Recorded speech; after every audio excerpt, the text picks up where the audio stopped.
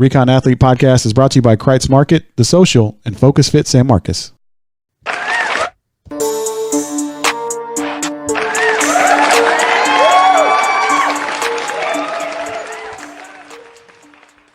Recon Athlete, episode number 50.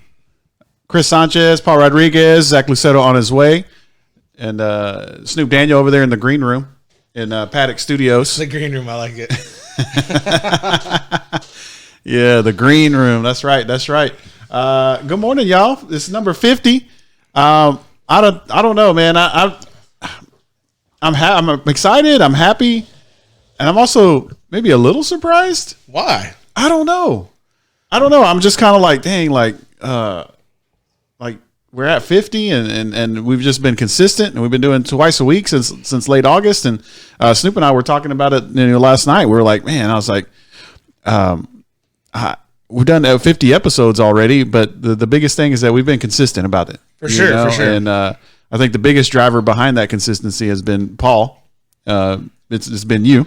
So I got to give you a shout out for being that consistent factor in the whole thing, man. So appreciate what you've done for Recon Athlete in this first 50 episodes, bro. Man, thank you. I appreciate that. But at the same time, I learned about consistency from this man right here. It's like, if you're not consistent with what you're doing, people are going to forget about it. And so that's the one thing I put in my mind was doing Instagram, make sure you post, don't forget, and, try to be different. And, the man that I learned from is right next to me on my left, but I needed your help to basically have someone to bounce things off of, or also say, hey, Chris, I need a little insight. I need your help. And I think that ebb and flow that I think we give each other, I think is a real big beneficial factor for not only Recon Athlete, but in our private lives. I think that's the biggest thing that kind of helps us maintain that consistency, is because if we're in the right state of mind, it's easy to come say, hey, let's kick off a show, or make sure we move forward, or make sure,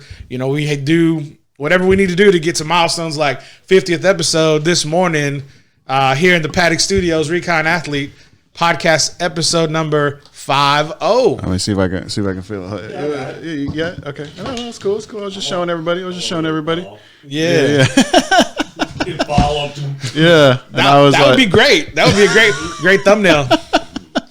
Oh man. Yeah, I know, right? And Snoop, what's up, man? How you doing this morning? Good, great. Yeah. I got to West 6 last night. That was different.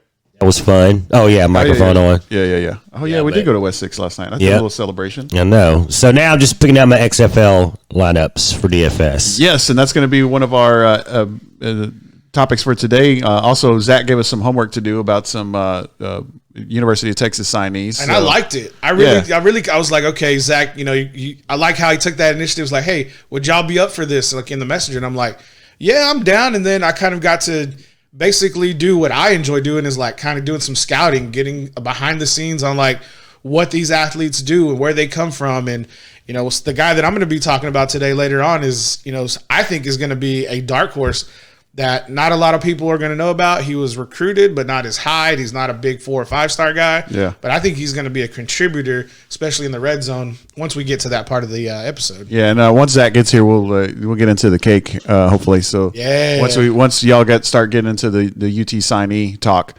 I'll start getting into the cake, because I haven't had breakfast this morning, so this is going to be breakfast of champions for me. So tell me, Chris, what kind of cake is this? From what the packaging said, it was a chocolate cake with white buttercream icing. Man, buttercream. That reminds me of that Rush Hour episode with Jeremy Piven. He's in the studio and they're trying to dress Chris Tucker. Oh, it's like buttercream. Yes, remember? See, Snoop remembers. Yeah. Yes, Chris Tucker says, I remember. And apparently, I'm not a very big movie buff, because I was being chastised last night by some friends for not watching movies. Snoop was there. Oh yeah. I forgot about that. I was like, what? Oh yeah. I do watch movies. I just I don't remember all line. the lines and stuff, and some people are like that. Some people have those memories where they just, they hear something once and, they really like it and it sticks with them and it kind of sticks in their brain, So what was the movie? I don't even remember, but it was like, there's some movies I've seen the whole thing. I don't remember a bit of plot about it, but then some I only see one, and I quote the line over and over again. I'm trying to think of an example, but Yeah, and I'll so have to see it once. Somebody quoted a line, specifically my friend Michelle, and shout out to Val. It was her birthday. Actually, her birthday on Monday. That's what we were out celebrating last night. And Michelle quoted I can't remember what it was, but then she was like, "Oh, Chris doesn't know. He doesn't watch movies." And then Val was like, "You don't watch movies? What's wrong with you?" I was like, I watch movies. I just don't remember all the lines. So, yeah, we'll see. All right, Zach will be here hopefully in a little bit. We'll talk about the UT signees and the homework that he gave us. So, Snoop already mentioned the XFL, so let's go ahead and get into that a little bit. Snoop, you're actually doing some Gotta get my phone. Go ahead. Some XFL. Yeah. Snoop's actually doing some XFL DFS today, daily fantasy. He did. Did you say you found an optimizer? I did. So, and for our listeners and watchers on the watch party, shout out to everybody on the watch party that don't know what an optimizer is. It's basically a software program that takes all of the. We got some cake on the thing there. Did I get cake on it? The optimizer is basically a software program that will take all of the players in a league, in a specific league, in this one XFL, and kind of take what their I'm sorry, it's bothering me. You're gonna have to clean it. And it's gonna take how much each player costs. Their cost to get them in their lineup, and their basically point potential, and and give you a lineup that will have the best potential for success. Mm-hmm. And you have this. They have optimizers for fantasy football, baseball, basketball, obviously. I'm not sure about golf. They might have something for golf. Yeah, they do have something for golf. Yeah. Wow. Okay. And apparently they have one for the XFL. I'm really surprised because where do the people get this information? I think previous stats. Practice? Yeah, they said they've been watching practice. Wow. And seeing how they operate. And they're saying Cardell Jones is the number one quarterback this weekend from the DC Defenders. Number one receivers, Keenan Reynolds. I guess he used to play quarterback at Navy. Mm-hmm. That sounds familiar. Yeah. The top running back, Donnell Pumphrey. No clue. Another top flight quarterback is Brandon Silvers.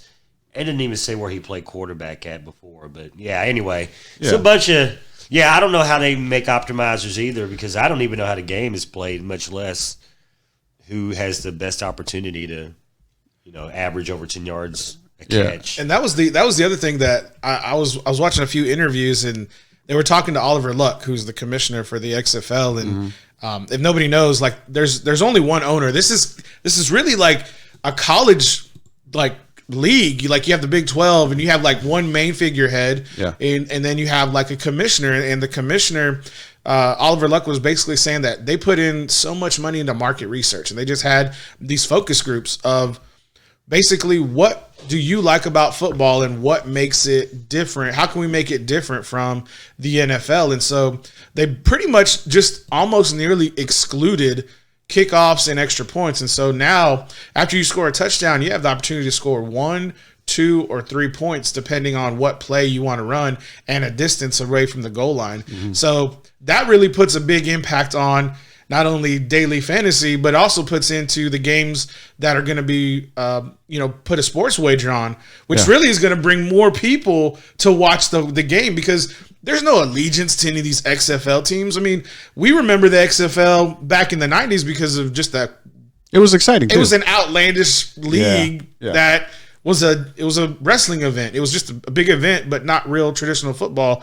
And I think they've circled the wagons and turned the XFL basically into a viable option, alternative for spring football. And it's going to have a lot of components and a lot of names that are recognizable. It's trending on Twitter. Yeah, see, there you go. I mean, if it's trending on Twitter, people are obviously into this. And I think the other big thing that kind of stuck out to me, because we all got to see the AAF last year, the American Football Alliance. Well, the biggest thing I thought for them was they didn't really put any money into landing big deals with networks that showcase football on the regular, like the ESPNs, the Foxes, the CBSs, the NBCs. And today, the first game is on ABC. And the other thing I think is big is that not only is that an ESPN-owned company, but at the same time, if you have a digital antenna, you can pick that game up. Yeah.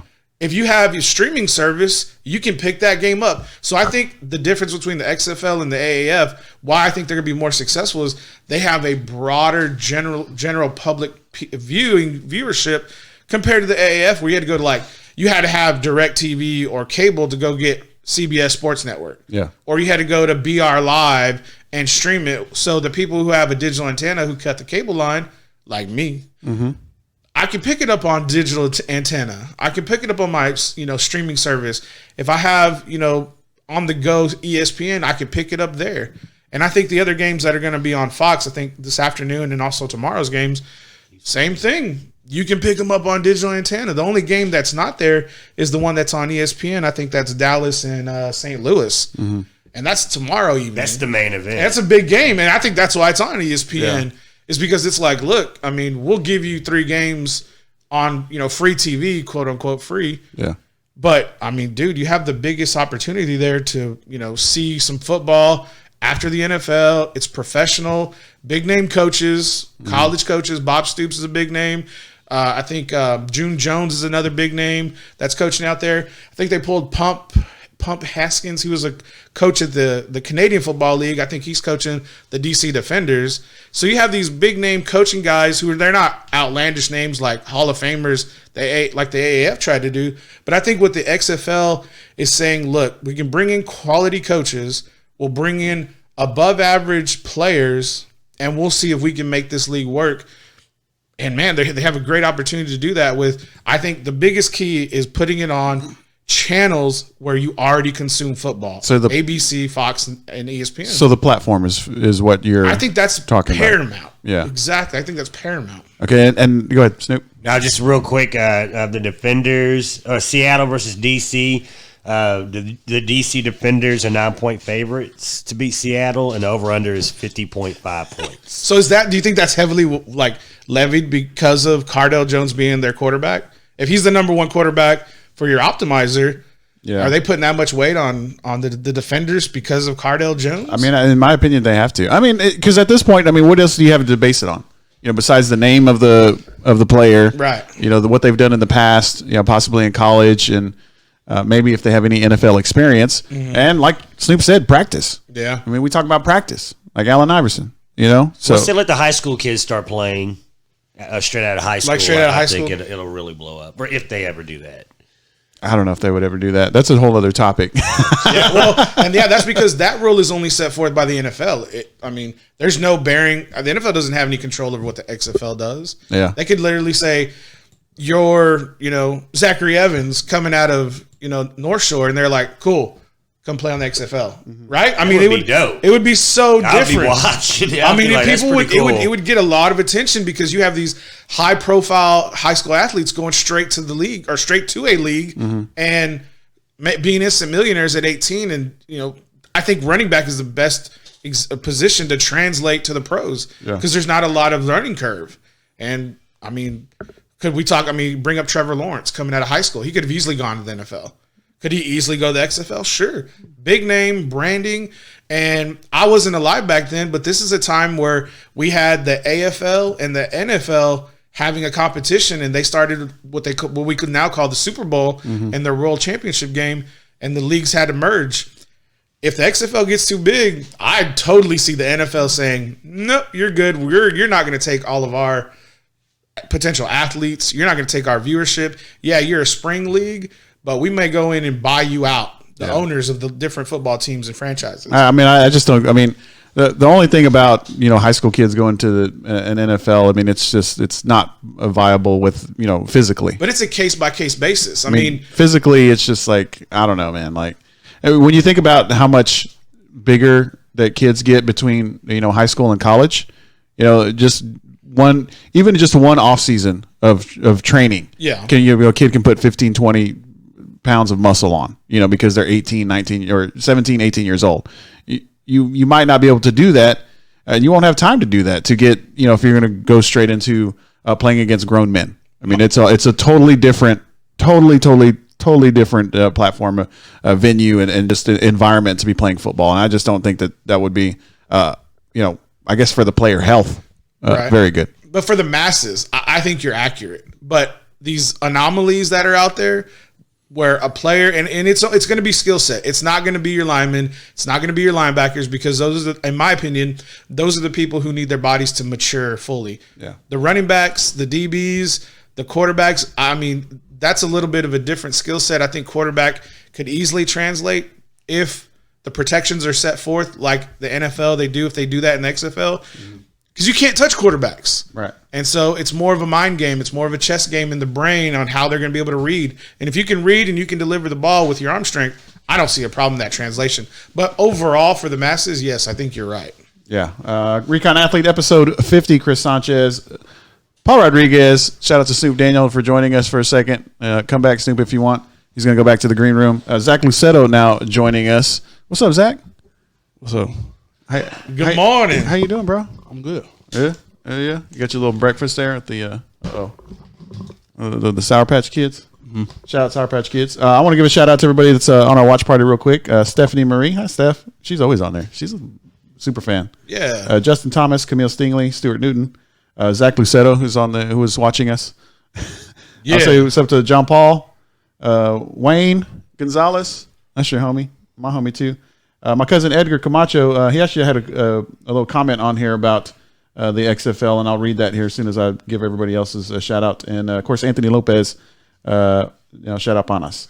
All right, and my cousin Edgar says they should have put a team in San Antonio for the XFL. There was a very good community following last year before whatever that league had failed, which was he was talking about that. Was it the AAF? Yeah, the San Antonio Commanders. San Antonio Commanders, yeah. And I was kind of surprised too, and because I was looking at the XFL, rosters, and I saw they have a team in Dallas and in Houston. Mm-hmm. Obviously Texas is where you're going to have a lot of a following because we love football here, obviously. Right. So Dallas, Houston, and San Antonio would have been to me, just a natural fit. But had they named the teams before the AAF went under? I don't know. Are you talking about the XFL? Yeah. XFL? Yeah, they had the names in the cities were already set. Yeah. So I wonder if that had anything to do with it. Because like in a perfect world, San Antonio would have a football team in the AAF. Yeah. Yeah, and that's that's a great point because I think San Antonio could possibly be an NFL. Well, they were very close to being the San Antonio Saints. Yeah. After that hurricane, and it wasn't for the current ownership that kind of said, let's just go ahead and rebuild here because they were playing the games. They were playing games at the Alamo Dome during Hurricane Katrina, and after watching a couple of different videos, that the ownership said, let's rebuild in New Orleans instead of moving to San Antonio. But I agree. When my time in San Antonio, when I lived there, everybody was extremely hopeful that the Saints would stay. And unfortunately, it didn't happen. But that community is desperate for an NFL franchise or a professional football franchise to stay there. So, the viability of the XFL. We've seen, obviously, leagues come and go. Yeah. We've seen the XFL itself come and go back in the 90s. I do remember, I think it was was it 99, 98, 99 when it came out? Sounds about right.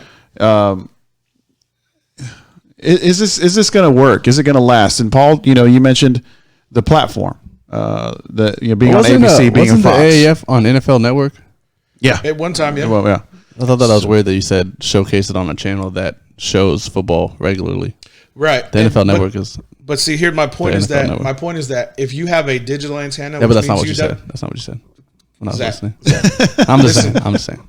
The overall general point was that the platforms are easily accessible. Yeah. NFL Network is not easily accessible without a cable or a DirecTV login. Yeah. Okay. Yeah. So being on ABC, being on Fox, being on ESPN, I guess ESPN's kind of, we'll consider. Being basic cable. I think it's, most people have some sort of either cable or streaming service that has ESPN on it. But being, ABC or Fox or, NBC or CBS, like you said, something that you can get on a digital, in a digital means. I thought I was the only one with rabbit ears. I got rabbit ears on my TV in my room because I'm old school. But I think that's great. I think that's great because it's going to give that net. It's going to be wider to catch an audience. Sure. And I think something that Snoop and I were talking about while we were hanging out at Kung Fu for some reason. I don't know why we were talking about this. While we were talking about this, we or maybe it was at Rustic Tap. I don't know. I was like, man, you know what they need to do is give away tickets. Like they're $20. Give them away though. Just give them away. To who? Do radio. I mean, however you want to get fans in there, just give like the first game. Just give them away. XFL, if y'all are listening, you want to give some tickets to Recon Athlete, we'll happily give those away for you. But I'm just saying because to me, like if I'm tuning in, if I'm like tuning in to ABC or Fox tomorrow, and I'm a curious just viewer, football fan. We know you're curious, Chris. Yes. I see an empty stadium. That's to me that as a viewer that's a huge turnoff. When I was in college, when they would show our basketball games on ESPN3 or any like ESPN affiliation, they would make everybody sit on one side. Oh yeah, the bleachers, and then the TV cameras would be set up on the other side. Yeah, so that it would look more packed. So kind of maybe they should do. Especially after this first week, is kind of do something how Baylor used to do, where they would tarp those upper seats so that it was just a logo, so it didn't really look like it was empty seats, and so the bottom bowl looked like there's a little more people there. Yeah. So I mean, and that's just something. I mean, I know they need to make money. It's I get it. The players need to get paid, referees, and all the people. Everybody needs to get paid, and Oliver Luck, the commissioner and owner or whatever. He's got to make some money back, but yeah, $20 isn't not a lot. McMahon. Was that Vince McMahon too? Yeah, he's the owner. Yeah, he owns the whole thing. Yeah, so I mean, I get it. $20 isn't a lot, but I mean, if you really want to make this thing pop, first game or two, just say, hey, we got free tickets, and don't make them free, but like you have contests, hey, join the lottery so you can get it, have people sign up via email or, I don't know. I'm getting into my marketing thing here. Good. You know what I'm saying? I'm gonna buy each of y'all follow two tickets, one to Dallas and one to Houston, and y'all could go and report. We're not gonna go together. I don't want to go. Oh, you don't want to hang out with us? No, I do. I just don't want to go to the game. Why not? Not until I have a report. Okay. He's giving out homework. Now he wants to send us on assignments. Yeah, producer's day. That's true. We need to put you in that seat. I know, right? Probably it's all warm and smells like farts. No, dude, I don't do that here. I do that in my room. All right, Chris Sanchez, Zach Luceto, Paul Rodriguez, episode 50, Recon Athlete. Shout out to Snoop over there, like I said, in the green room. We talk a little bit of XFL. Zach, before we move on, XFL, what are your, I guess, maybe thoughts, and what do you think that this league is going to be? Over or under 2 seasons? Full seasons. Oh, man. How many games are going to be in the season? I didn't even. There's 10 regular, and then there's there's a championship, pretty much, and then a division championship, and then a overall championship. I'm going to go under. I'm going to say 1. Paul? I think it's going to be a 2 or 3 year. So over 2? Over 2. Wow. Really? I'm hopeful for it. I just don't really see like the bottom line on these things is like this is the reason that no one goes to G League games. This is the reason no one goes to Incarnate Word football games. No, there's a reason no one goes to NAIA sporting events. Like the bottom line is just the talent that's on the field. Yeah. Regardless of if people want to, if you pack out the place, if you sell out an arena, a stadium for this first week of XFL, and the players just aren't good, and the product isn't good, no one's going to come back. And I just don't see the real difference between the product, the players that they had in the AAF, and the players that they have in the XFL. I don't see a difference, honestly. Yeah. Paul? A retort to that? No, I mean, I disagree with that point, and I disagree to the point where I think the AAF, the main reason that league was not a quality product was due to quarterback play. The best quarterback in that league was Garrett Gilbert. And who's been on the NFL roster. Right, hold on, let me finish. The point is that he was a drafted quarterback to the NFL. the top quarterback in this XFL league was Cardale Jones, who won national champion and was drafted. A lot of the quarterbacks in this XFL league were drafted by the NFL. In the AAF, there's only one, and I think that's going to be the difference because Christian Hackenberg was drafted in the AAF. Yeah. Okay, great. That's 2 out of the 10 or 12 teams they had. And so my point is that the quality play I think is going to be increased due solely to the quarterback play in the XFL. I mean, and I think I do see Zach's point because it is kind of like putting AAA baseball on television. I mean, it's obvious Zach that Mettenberger was drafted. It's obvious. Aaron Murray was drafted. So Zach's over here, like, Googling stuff. I just mean like even if there's one more person drafted in the XFL than the AAF, that's not a monumental difference. Like, it's not a difference. I mean, yeah, you'd almost have more success like showing NCAA 7-on-7 or something. Like, at least it's names that everyone is like timely familiar with. Mm-hmm. I mean, if the taste in your mouth of Cardale Jones has like gone away already because he's no longer the national champion, the third string guy that came back and led his team to a national champion. He's the guy that couldn't make a roster anywhere in the NFL. Like, Aaron Murray went from the AAF to the XFL. Like, he's no longer the guy breaking records at Georgia with the hot girlfriend. He's the guy that you forgot about until you read the XFL rosters. Landry Jones, like, he may be the most notable of any of them. I would say he's the top quarterback in the XFL over Cardale Jones. But I mean, even him, like, it's been forever. Like, so much stuff has happened in Pittsburgh since he played that you forget that he played meaningful games for the Steelers. I mean, that's just not a huge difference. It would have to be like second, third string quarterbacks, like NFL quarterbacks, leaving that second, third string spot to play and start in the XFL. Paul? No, we're good, man. Good? I mean, yeah, I talked about XFL. I mean, I'm good. All right, I just wanted to give you last chance. Well, I got breaking news. You got some breaking news? I got breaking news. All right, what's the breaking news? All right, ladies and gentlemen, Recon Live Part 2. Kreitz Market, April 26th. Put it on your calendars. We're going to be back in the mix. Okay. That's the Saturday at the end of the draft. Oh, really? Yeah, I believe so. April 26th. That's a Sunday. Is it a Sunday? It's a Sunday. So then we get the Sunday all to ourselves. Okay. In the banquet room. Oh, we get the banquet room? With the Jesse Stratton Band in the dining room. What? Yes. Dude, this is going to be awesome. All right. So April 26th, another live show out at Kreitz Market. So, yeah, go ahead and put it on your calendars. All my family that showed up last time, shout out to them, and I'm going to expect y'all to show up again. April 26th is going to be plenty of notice.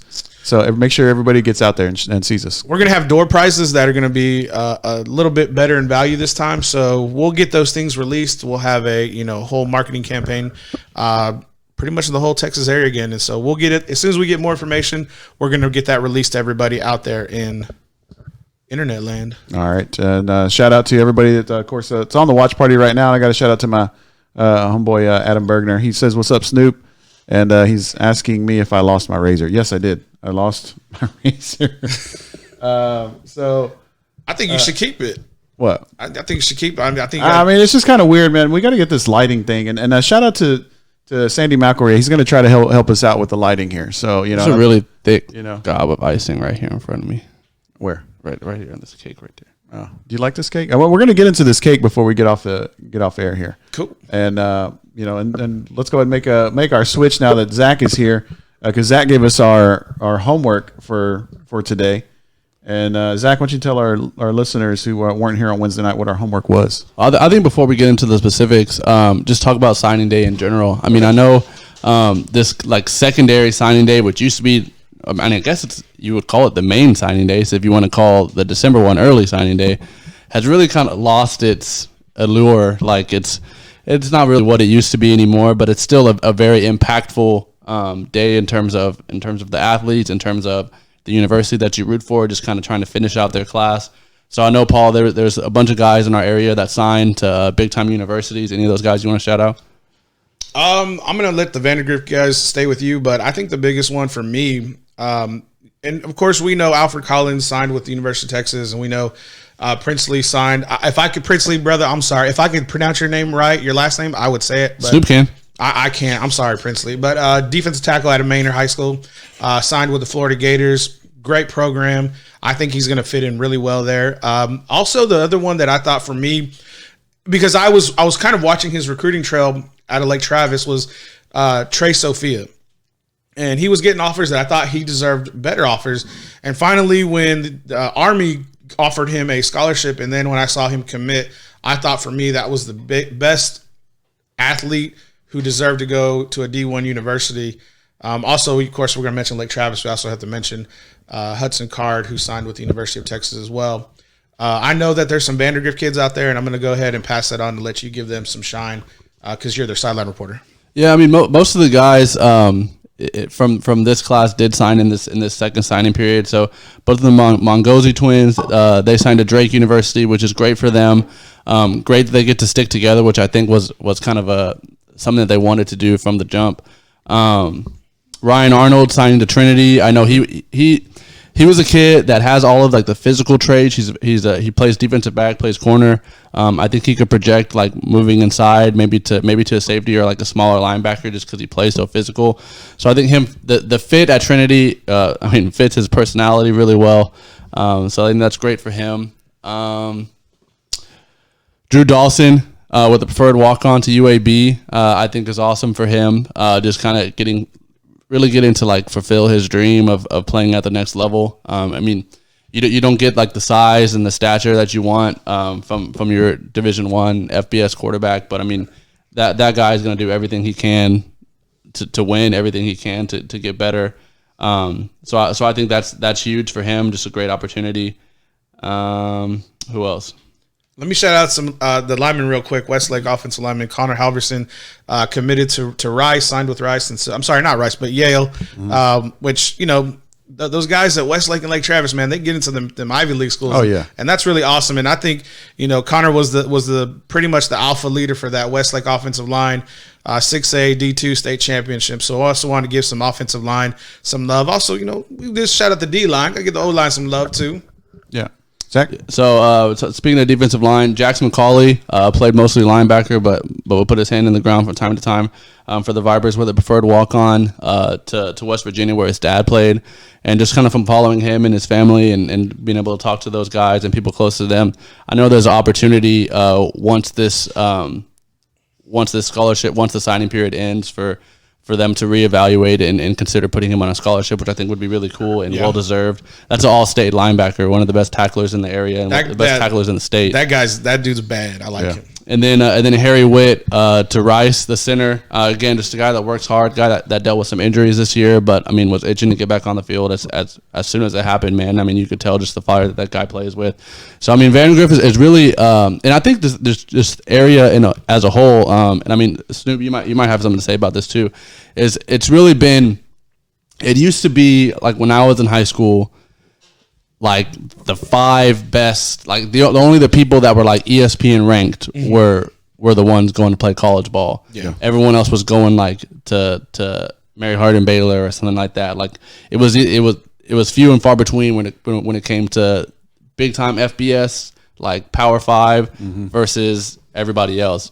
And I think now just being able to follow on the recon page on Fantasy and ATX, it's the guys that the amount of places that people are finding to play.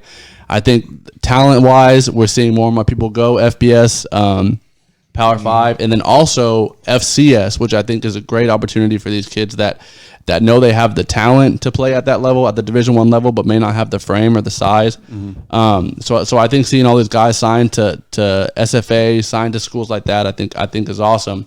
And another thing I just want to reiterate is if you look up and down some of our recruiting services and just seeing how many people from our area have signed and just the name of the schools that you've never heard of. Yeah. Just if you want to play at the next level and you are adamant in that and you are willing to put in the work on the recruiting side, you can find a place that will take you in.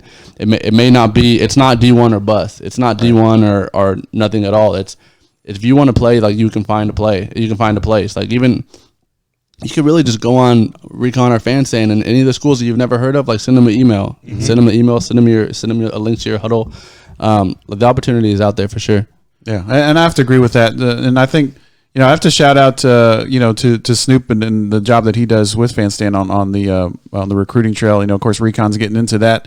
That's kind of what we do, or that is what we do with Recon. And I think we've been doing it for 6 months now, so we've got a little way to go. But I think it's huge. And that's a great point, Zach. I think it's huge for these kids. Especially the ones that want to play at the next level.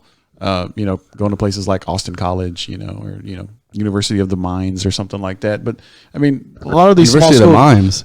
Yeah. They don't play football there. Yeah, dude. Yeah, they don't really touch. They don't touch each other. Yeah, and was it like College of the Mines? I don't know. Little Sisters, Colorado School of the Mines. Yeah, little Sisters of the Poor. Schools like that. I mean, if you want to play at the next level, and you're like me, and you're a senior, and you're 5'8" and 220 pounds, senior citizen. You know what I'm saying? I'm just saying, back in the day. There wasn't a whole lot of schools looking for, a defensive lineman that's 5'8", 225 pounds, right? Yeah, but speed rushers. Yeah, but nobody. I'm just saying. When you're on Twitter and when you're on, the recruiting Twitter, that timeline, and you got those recruiters out there, and they're like, hey, I know this school that they're looking for, such and such, and they're offensive guard or this and that or whatever position it is, and and then they put they have to be at least 6'1", at least something pounds. You're just cutting out a lot of talent, huge amounts of talent because of the frame, and that's unfortunate, but that's just reality, for certain levels of football. So, for all these kids that are able to go on to these other schools, shout out to them for just continuing that football dream. Now, just real quick, today is our 50th episode, and I want to give some love to the athletes who kind of been real friendly to the show. So I wanted to shout out Sean Fresh, who committed to Rice University. Also, Grayson Sandlin, his dad has been on the jump with Recon Athletes since we started our Instagram page back in April. And, of course, he committed to Harvard University. Grayson did.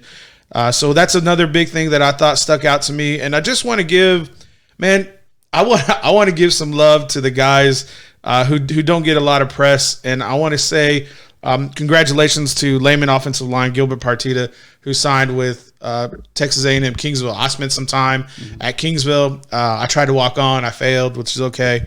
And, just giving them an opportunity I think is great. Lehman getting some love, so maybe they'll get some success in their D2 division that they're going to be playing in next year. All right, Recon Athlete, episode number 50. Chris Sanchez, Zach Luceto, Paul Rodriguez. Shout out to Snoop over in the green room. I want to shout out everybody in our watch party that has joined us lately. Julian Roman. Kalunga's on there. Shout out to Partita. Let's see. BJ. What up, BJ? What up, BJ? That's my boy. BJ actually commented, says, Chris was actually a great running back because I was a running back before they moved into defense. Yeah. He says, think Natron Means. Zach, you don't even know who Natron Means is? Isn't that a Decepticon? It is. Oh, no, not Natron Means. Yeah. He turns into a gas truck. Pretty much was like a garbage truck. All right, so here's the important question of the day. Corner piece or middle piece? Paul. Bro, I'm a fat boy, man. Don't matter to me. You want the whole man? I want the whole time I was trying to talk about signing day and have Paul talk about all the players that he knows. Paul wouldn't even take his eyes off the cake. literally the whole time. But for real, corner piece. Okay, nah, bro, this is me right here, dog. That's all me, bro. I don't like a lot of icing. I'll take this. I don't like a lot of icing, so I guess the middle. Middle? All right. So here you go. There's your middle piece. So congratulations, guys. We got to get Zach a double portion. You get a weight up. Yeah. Congratulations, fellas, for getting to episode number 50. Episode 100 is going to be down the road. Then we're going to catch Snoop and Age. I know, right? Dang, that's messed up. Don't call Snoop out like that. He's only 28. Yeah, he's still 25. I'm sorry. My bad. All right, so Zach, let's get into your homework. You need this? Yeah. Let's get into your homework that you gave us.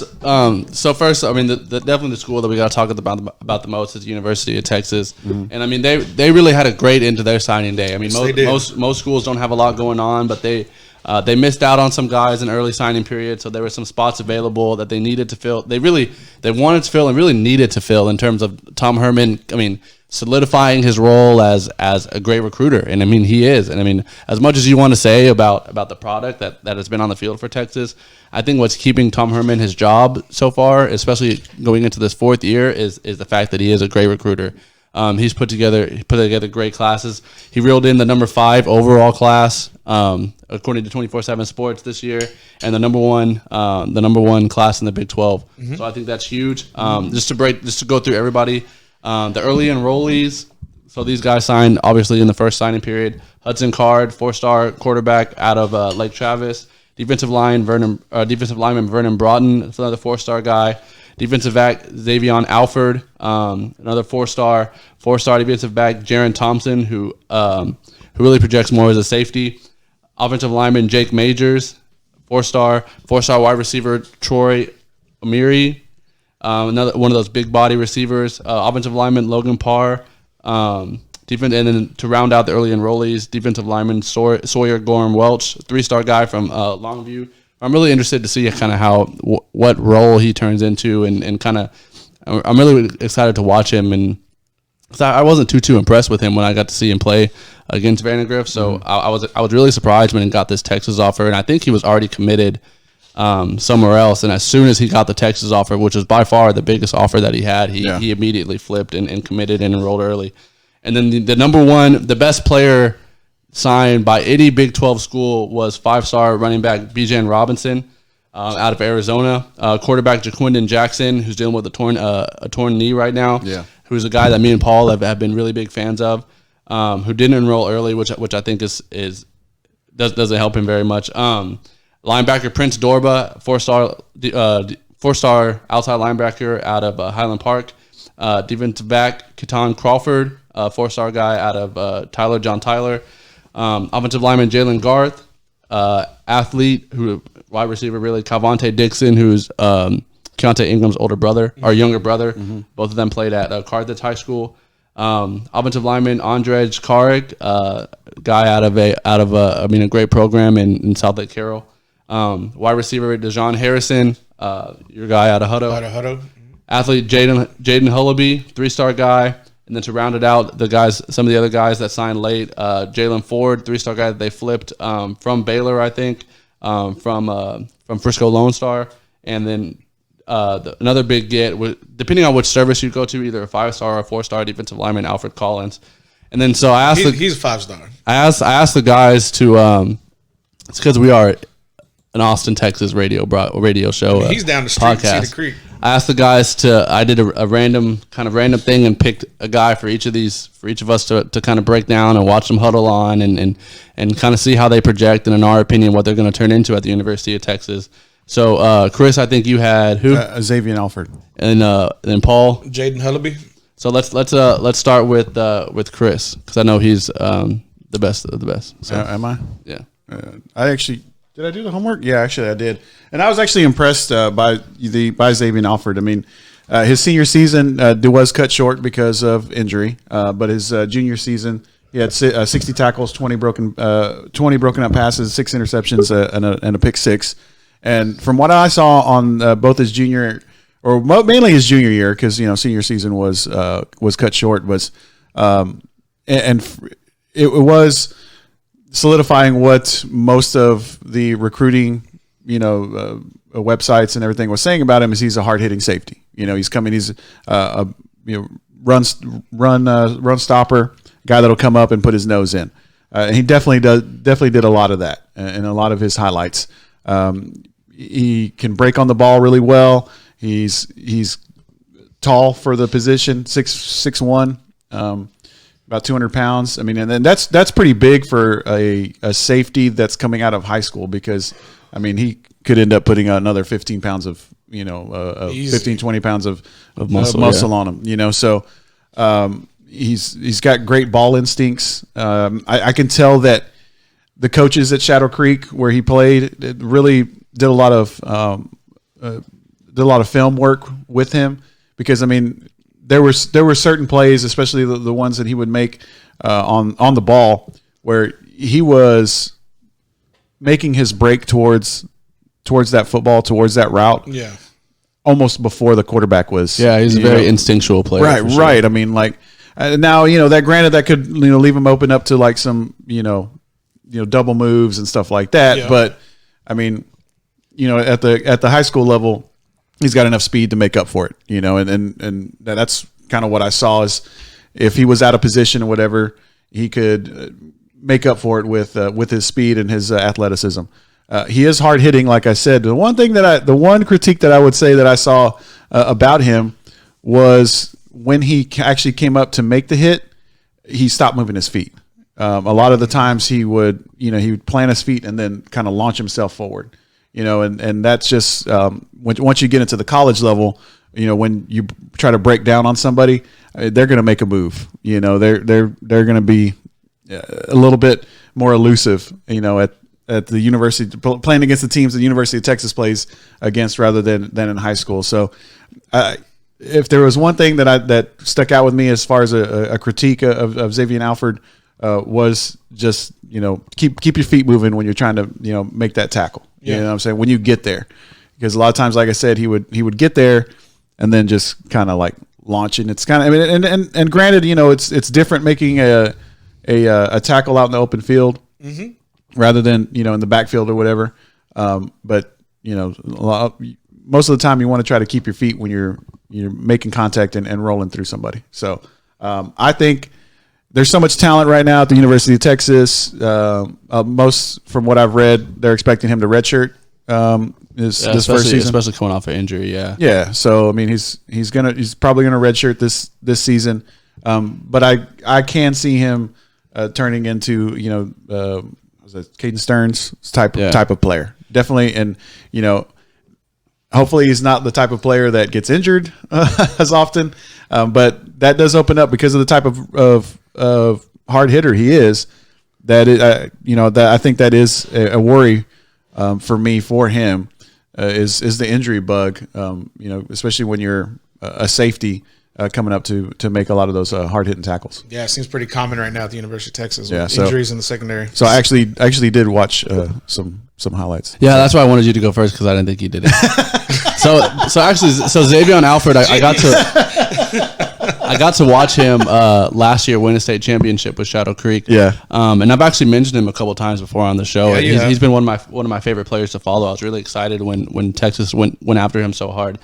And I think with him, especially with the hard hitting thing that you said, yeah, I think that's this kind of like highlight play mentality that a lot of players have in high school. Yeah. Is especially the players that are dominant like this, that are like playing at a level above, that they know that like as soon as they're in a situation where they know they're going to make the tackle, instead of wrapping up and driving through, they're like, how do I put this guy in my highlight tape? And it's to stop and kind of launch your shoulder at him and make that big play.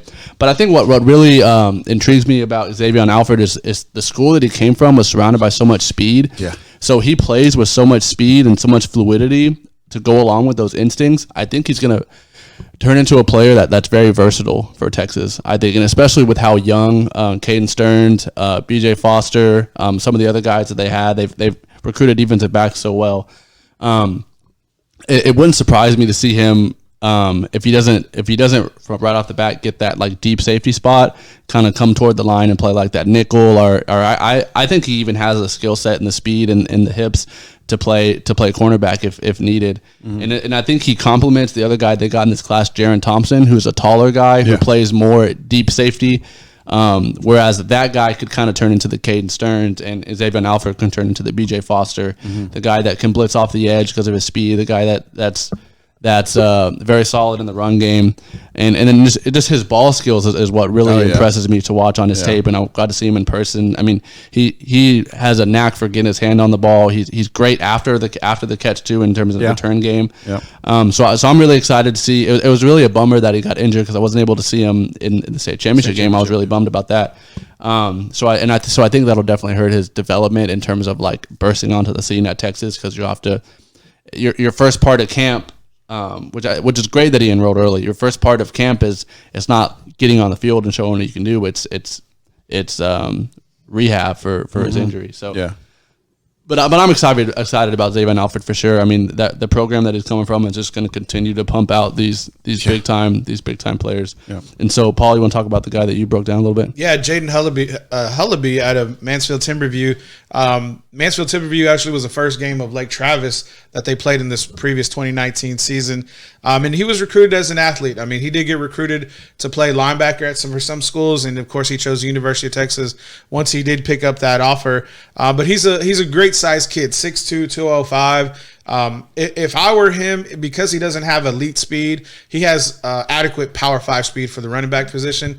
So like he's really not going to run away from DBs. I would definitely like to see him put on 15 pounds and be a great goal line, third down kind of back. And, you know, third down backs have to have great hands. And some of the film that I was watching on Jaden, he was great catching out of the backfield, especially out in the flats. He would really do well in the future, maybe in a West Coast offense, because we just saw in the Super Bowl a couple of weeks ago where exactly if you catch out of that backfield and you're willing to block, which I think – for him, it's going to need more time picking that up, because in high school, his senior year, he played a lot of Wildcat.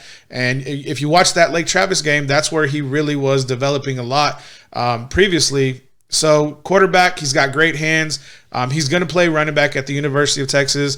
And I see him doing very well, but not for 2 or 3 years. I mean, Bijan Robinson just got drafted. He was the biggest recruit in the Big 12, probably the biggest recruit coming into Texas in 5 to 10 years maybe. I mean, he's a big time athlete. He's going to be an instant player, but that running back room is crowded. I mean, not only do they have Keontae Ingram, Jordan Whittington is also there. Darian Brown's going to be coming off his redshirt year. So for me, for Jaden Hullaby, get in the weight room. Yeah. Get with the nutritionist at the University of Texas. Get where you need to be physically so that you can be a contributor. And I see this guy as a dark horse. And we've seen in the past where the University of Texas, guys get hurt, guys go down, and it's because maybe they're just not physically mature yet, and it's a point that you kind of alluded to earlier in the segment about the XFL.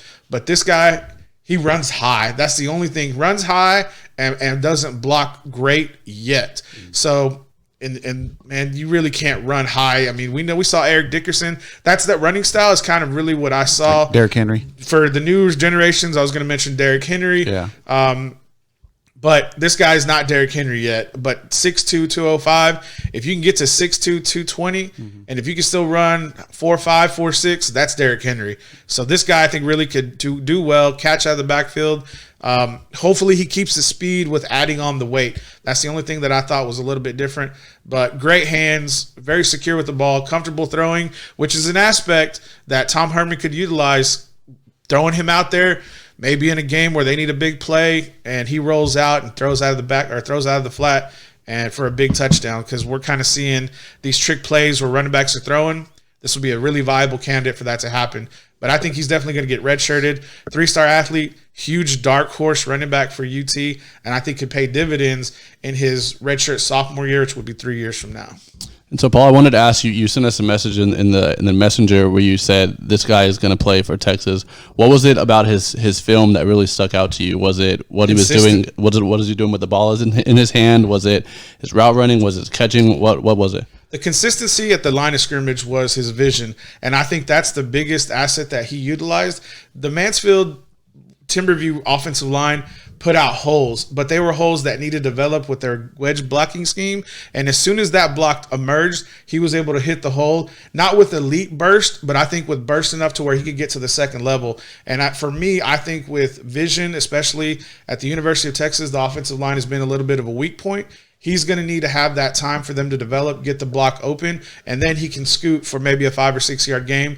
If he gets to the edge, that's a little bit of a different story. If he catches and gets to the edge, he'll get you a big play, probably 15 yards or more, but he will not be a home run hitter. And I think the biggest thing is the consistency with his vision and the consistency with his burst coming out of the backfield and catching out of the backfield. So this is a point that I want to bring up when I break down my player on the defensive side of the ball.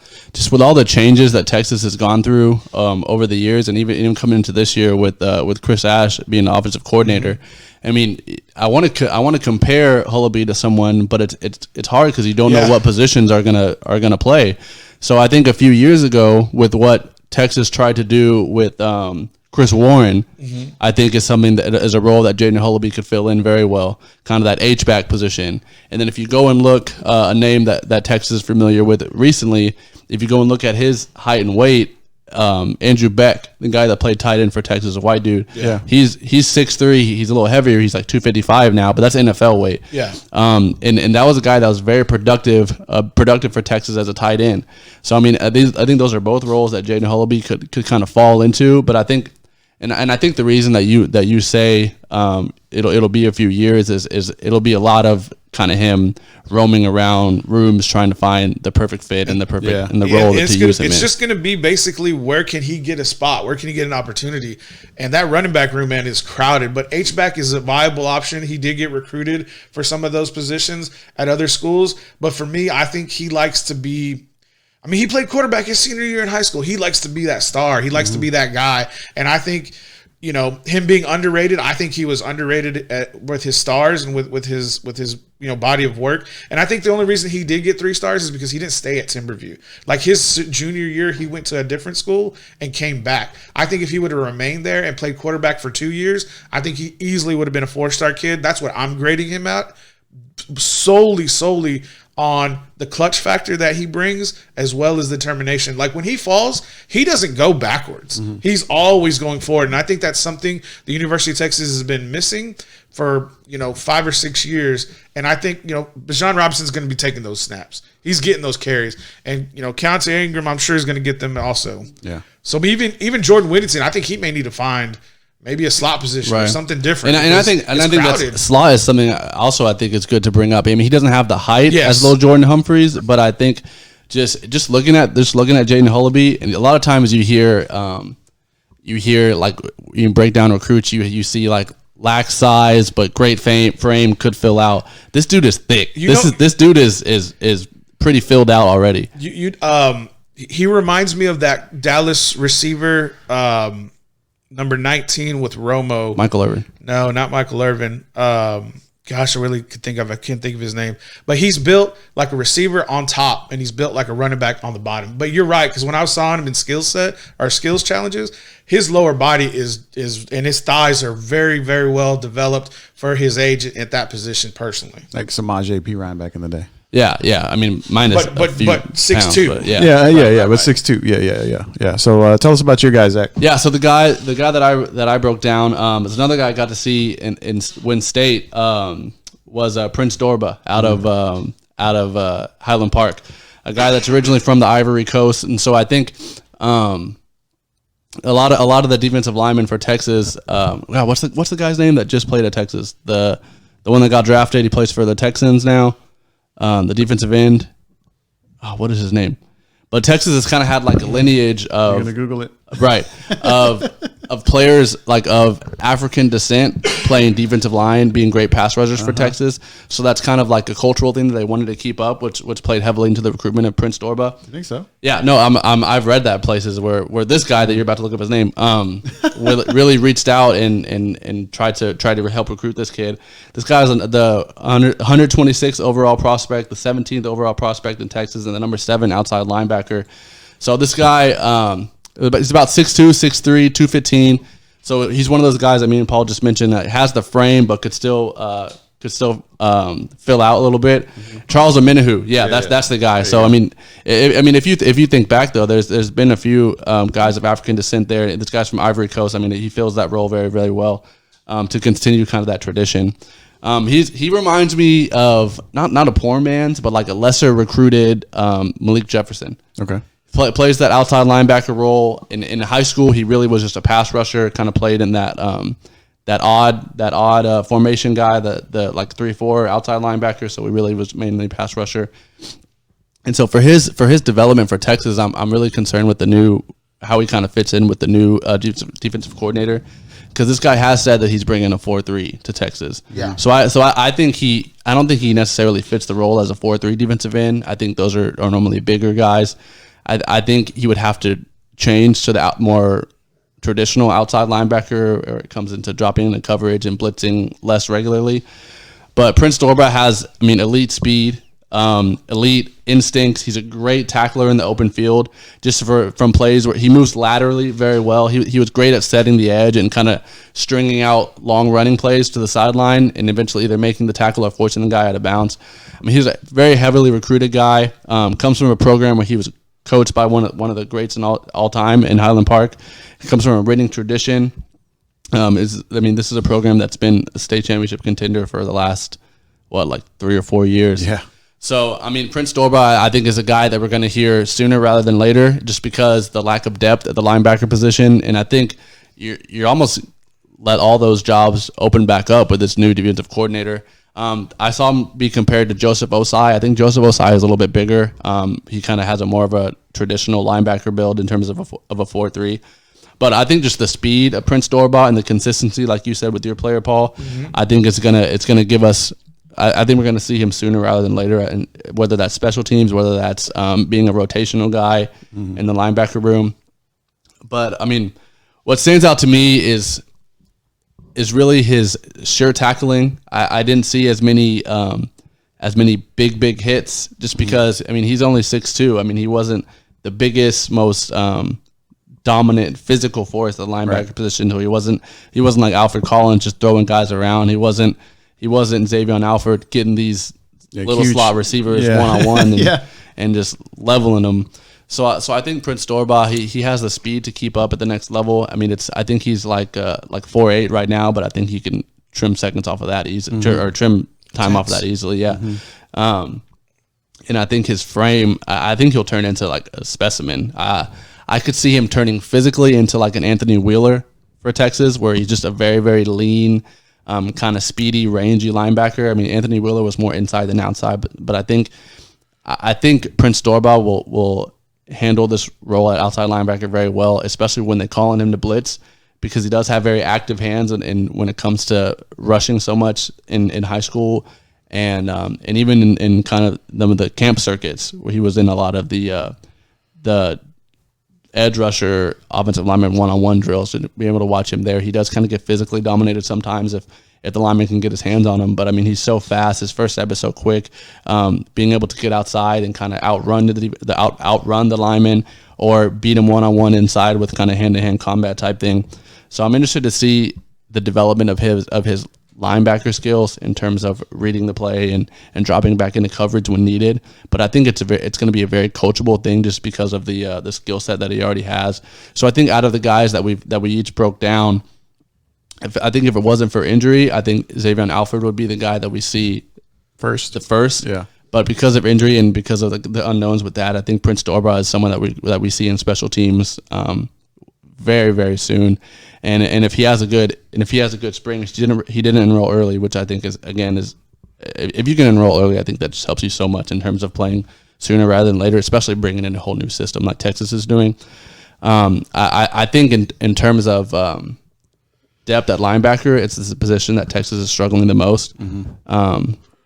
So I could see him filling in, and maybe in some of the like lesser games or late in games, or even kind of having a solid role at the end of the season.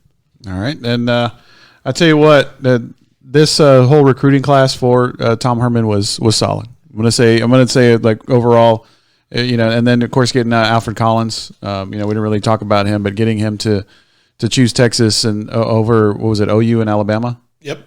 I mean, that's huge. I mean, that's huge for not only the University of Texas, but for recruiting in general. Because I mean, how many times do players choose UT over OU and Alabama? I mean, that's it doesn't really happen very often. At that 5-star level. Well, so they were for the University of Texas was fortunate that his mother played athletics there at the University of Texas, and so they kind of they had that connection. He's considered a legacy, and so and he announced his commitment late in the afternoon on National Signing Day. So it was kind of one of those last picks that elevated, I think, the University of Texas about 5th in the nation with their recruiting class. So a very big pickup for Tom Herman after Princely earlier in the morning decided to go to Florida. I think especially the guys that live here in Central Texas, just the climate around Texas has been so bad. Yeah. That, I mean, just when you think of Texas, you think of underperformance, you think of bad losses, you think of Tom Herman getting fired. So it's got to be hard to be the guy in Austin wanting to go to Texas, because I can just imagine sitting at the lunch table and your coach delivering you a letter from Texas and someone at the table being like, dude, they suck. Yeah. I'm a LSU fan. I always have been. Like, you should go there. Yeah. Whereas some of these guys, I mean, not necessarily the out of state guys. I think that bodes the same with them. Yeah. But the guys from other parts of Texas, like the Highland Parks, like the Shadow Creeks, like Mansfield, they not have that like that bias in terms of not everybody there is a Longhorn fan. Not everybody there watches the Texas Longhorn games. So for Alfred Collins to be able to put all that aside and still come here, for Hudson Card to be able to put all that aside and still come here, knowing that Sam Ehlinger is probably going to come back for his senior year, knowing that defensive line is a position that Texas is putting emphasis on in the last few recruiting classes, I think that's very commendable for them and shows you a lot about their work ethic to put themselves in that situation here at Texas. All right, Recon Athlete episode 50. I think we'll go ahead and wrap it up there. We're over an hour now. A little bit extra time on there, but we did have our homework that we had to turn into Dr. Lucetto over here, the professor. Maybe we call him that, the professor? No, because I know you call him Preppy. I call him Preppy in the messenger. So you guys haven't eaten your cake yet, so let's. I don't have a fork. Oh. Why'd you say nothing, bro? Because I don't want to have my cake and eat it too. You didn't have you say, hey man, let me get my setup. When we close out, they'll be seeing me taking this whole. All right, so don't forget, April 26th, we're going to do another Recon Athlete live show out at Kreitz Market. We're going to be in the banquet room this time, so I didn't get to see the banquet room last time we went, so I'm going to go down there and check it out. We'll do a little scouting trip, make sure we get some ribs. And then next Saturday, we're going to do the same thing for Texas A&M University. Okay. All right, sounds good. Awesome. And I think, and I want to give a little shout out and I guess teaser for Wednesday's show. I'm going to get Maynard New Tech coach Quincy Williams on the show. Maybe not live, maybe via phone or something, but I want to talk a little bit of New Tech, give them some shine out there in Maynard, because, Maynard Mustangs obviously, had a great season last season, state quarterfinals and all. And New Tech is just one of those programs that's it's pretty much brand new, and Coach Williams is trying to build. It's a 3A, and he's just trying to build it out there, and he's doing a lot of things on Twitter. And not everybody can be Shadow Creek, right? In terms of brand new school, right? It's a great point, Zach. So, I want to get Coach Williams, here and kind of give some shine to some of his players out at New Tech, out on 290 in Maynard. So shout out to Snoop Daniel for showing up today and hanging out with us at the beginning of the show. And shout out to everybody that was on our watch party as well. All right, Paul, we're gonna go on to episode 51 on Wednesday. Let's do your thing. Yeah, let's give a shout out. I'm just gonna give out Coach Williams' handle. It's big on big challenge without the GE. One more thing for everybody, for all these recruits that are getting out there making the decisions, support them, show them love. Let's take the negativity and throw it in the trash. Everybody, please like, subscribe, and comment down below. And everybody on YouTube, hit the bell. Tell everybody to come on April 26th to Kreitz Market. We gone.